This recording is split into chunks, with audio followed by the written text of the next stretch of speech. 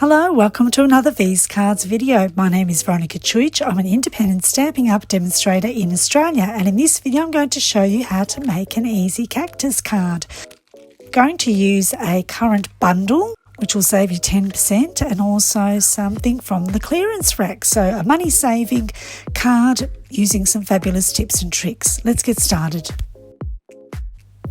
I was very lucky to snap the Flowering Cactus product medley refill from the clearance rack, and if you're lucky too, you can grab one as well. In combination, I've used the Cactus Cuties bundle, and of course with bundles you receive 10% discount. So I thought, great, something from the clearance rack and something from a bundle from the new mini catalogue. How exciting. I love the Flowering Cactus product medley refill pattern paper, and with the 6x6 paper you can cut it 2 inches vertically to make up 3 strips, which would give you 3 background pattern papers for 3 cards. And then adhere your pattern paper onto a mount. I'm using Calypso Coral. I'm choosing my card base colours and my ink colours to match the Flowering Cactus product medley refill colours. For this card I'll be using the Cactus Cuties stamp set, but I'm only going to use a sentiment. And I'm using Highland Heather ink for the stamping. I'm creating what I call a low layout, so I'm using the sentiment strip and the designer series paper to make an L, and then the O will be a circle feature with the image. I'm using the Layering Circles framelit dies to cut out a scalloped circle in basic white cardstock, and I'm using the mini Stampin' Cut and Emboss machine. Now, if you've been meaning to snag the mini Stampin' Cut and Emboss machine, now is a great time because of the savings are in Bloom promo, where you receive 20% off the machine plus select compatible bundles. So take a look at the website and why not grab one for yourself. The offer ends on the 31st of March, so don't miss out. Now I'm going to stamp the cactus shape 3 times. I'm going to use the first generation stamping for the first stamp, and then I'm going to stamp off to the left and to the right. So first generation without inking, I'm doing the second generation stamping. Then I'm going to re-ink and stamp off on a scrap piece of paper and then stamp onto the right. So I'm giving a bit more dimension to the leaf image.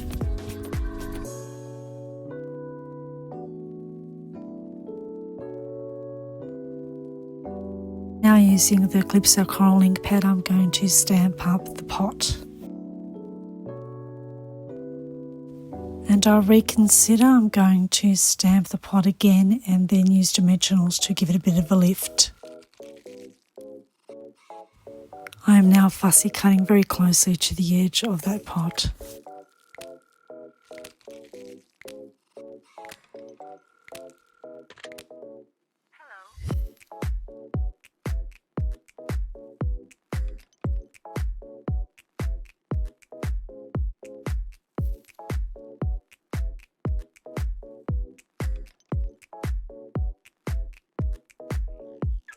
Now it's time to put the layers onto the card. Remember, making my low shape.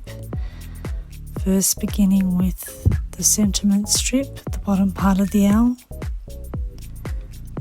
Then the framed designer series paper. Followed by the pot image, or the O.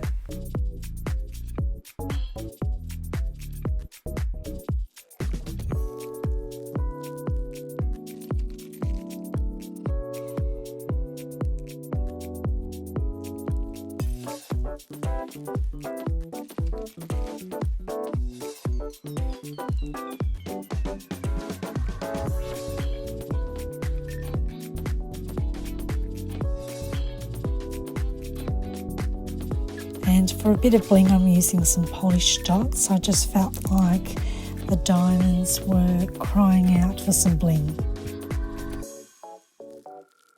All up, I made 4 cards using the same method. I did use landscape and portrait for the low design.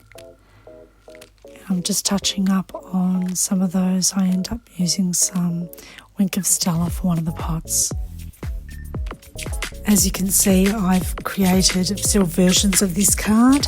I'll show you one more circle feature that I've created later on. Here is another bonus tip on mounting the stamps onto a clear block to get the best out of punching it at the same time. So there are 2 cactus plant shapes stamped together and then punched together at the same time. So first of all, I made myself a template by punching on a small piece of rectangle whisper white cardstock, and then I tried to match up where the 2 stamps would go of the 2 punch shapes. What I found was that the 2 stamps need to be really close up against each other in order for you to be able to punch out the shapes that you've stamped. I've decided to go a bit lighter. Instead of using Mossy Meadow, I'm using Old Olive. If you're in Melbourne and you're interested in sharing the crafting experience with me, I run classes twice monthly on a Wednesday morning, and I'd love to have you. So just send me an email and we'll register you. You'll find my email in the description below.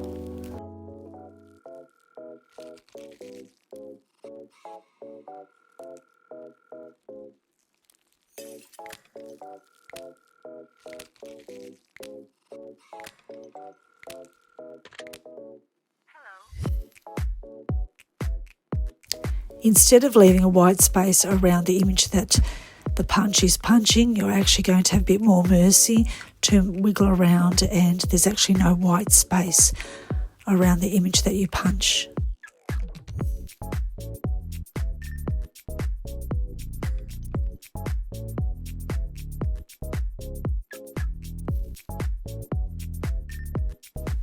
As you'll see here, you're actually punching off some of the edge of that vase image rather than leaving a white border around the stamped image as Stampin' Up punches normally do. I've punched out quite a few different pieces of the cactus, and I'm just exploring the possibilities of the different types of cactus shapes I can make.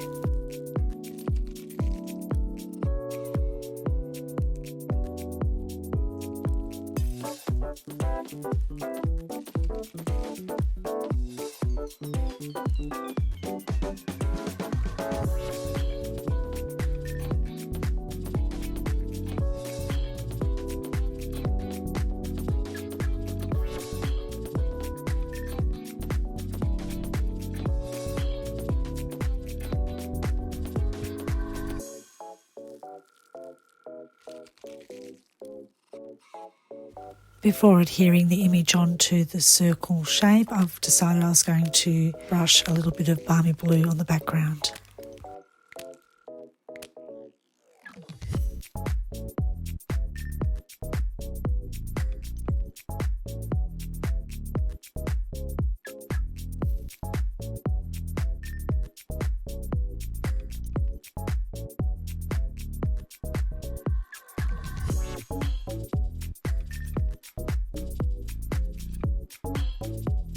I've used mini dimensionals on the cactus piece, but I've used the normal dimensionals on the pot. There's actually a bit more thickness or height in normal dimensionals. I hope you can notice that the pot will pop up more because it's a bit thicker or higher than the plant, which has mini dimensionals.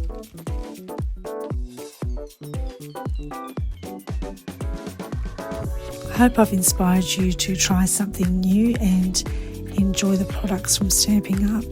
Thanks so much for watching and for enjoying my tips. Please take a moment to like the video if you like it. Also, if you're not yet a subscriber, please subscribe to my channel, and when you click on the bell icon, make sure you click on all so that you receive all notifications for my upcoming videos. Thanks so much for watching and happy crafting.